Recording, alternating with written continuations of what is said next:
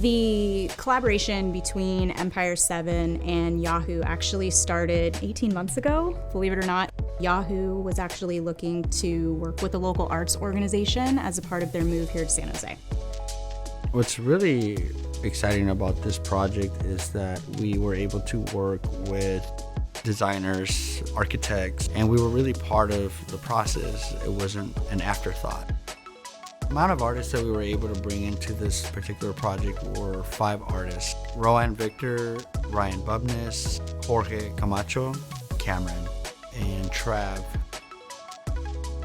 So our first meeting was about what their expectations are from us and what they envision our walls would look like. And for mine, they were just like, oh, we just want it to be like lush foliage. And I'm like, yes. The name of my mural is called Hello Iris. Irises are actually fairly small, and I wanted to depict them in like a super grand manner where people walking by are just like, whoa, what is this? I was watching Space Jam.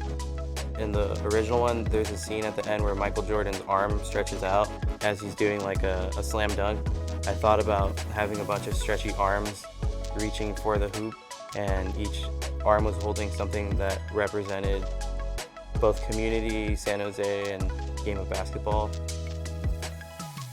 The floor came after I came up with the original wall. Something that came natural to me was just thinking about representing the area of Silicon Valley, and I wanted to utilize like giant pixels and incorporate them into like the mural fading into the ground. Doing the murals like this, it's like an endurance test. It's like you're working for like 12 hours a day or sometimes even longer, and you really push yourself, versus if you're working on a small painting. I did name the mural, I called it Quail Garden, and we're in California, so I wanted it to be just some references of some things known in California, like the California quail.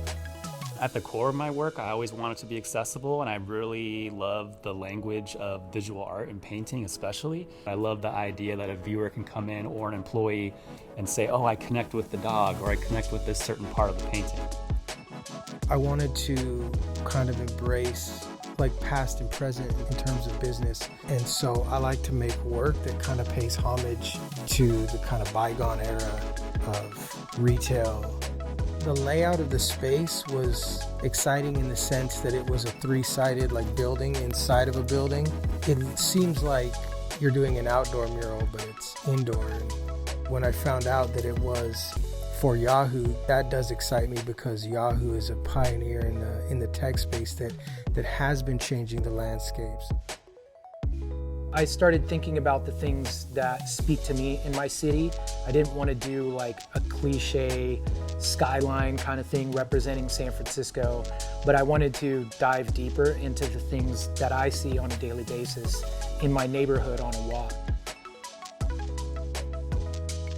Without the arts and the conversations around the arts and the things that the arts can do, it will be a cultureless, stale environment.